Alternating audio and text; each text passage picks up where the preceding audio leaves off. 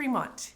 Here we are. This is the devotion for the week before Mission Sunday. So we're going to divert a little bit from Ruth, and I'm going to be reading from Matthew 9:35 through 38.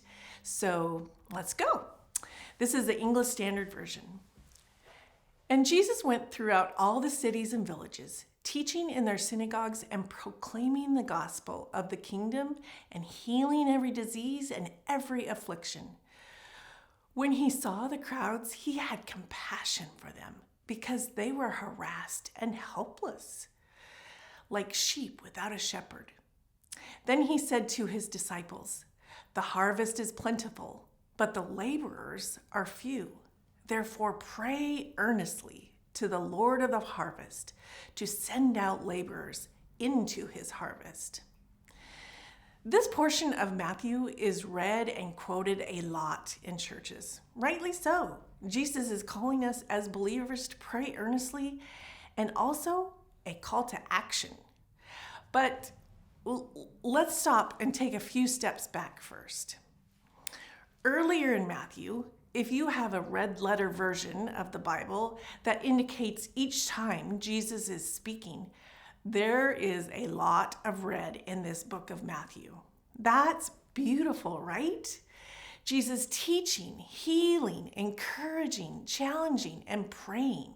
He does this with and for his followers and all those he has contact with. So let's not miss that. Jesus prays. He not only goes into isolation to pray and commune with his Father, but he is gracious and teaches his followers how to pray. In Matthew 6, Jesus teaches the Lord's Prayer while he talks about praying to our Father in private and not babbling on. Do I heed this teaching and example of prayer? Because, you see, Jesus drew his strength and focus throughout his prayer times. He communed with his Father. We see so many examples of Jesus praying in the New Testament. It's not just a thing Jesus did. It was his lifestyle. So you see, Jesus proclaimed the gospel, had compassion on people, and instructed his followers to pray. Not just pray, but this version says pray earnestly. And what did he ask them to pray for? Laborers for the harvest. People were and are hungry. People are sick, lonely, hurting.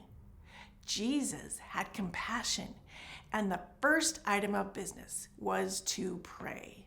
Jesus saw the need and called people to pray for laborers. Seeing the world through Jesus' eyes, do we have that compassion for sick, lonely, and hurting people? And I would like to ask, who of us isn't or hasn't been at some point sick, lonely, and hurting? Walking with Christ gives us hope, but that does not 100% remove the times we may need that compassion. Jesus sees us. We need to see others through his eyes with compassion. The other part of seeing the world through Jesus' eyes is seeing those people around us as a harvest. The harvest is plentiful. What is the harvest around us in our daily lives? How does Jesus see the people we interact with each day of the week? How do we see them? As a harvest field? How do we see the people we interact with here at Fremont? Are we a harvest field as well? I know there are kids, youth, college, and yes, adults that we can pray and act upon as Jesus asked us. First, let's start with praying. Pray for laborers for God's great harvest. And then second, do we see people as Jesus does?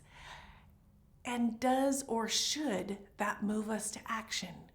Are we the laborers?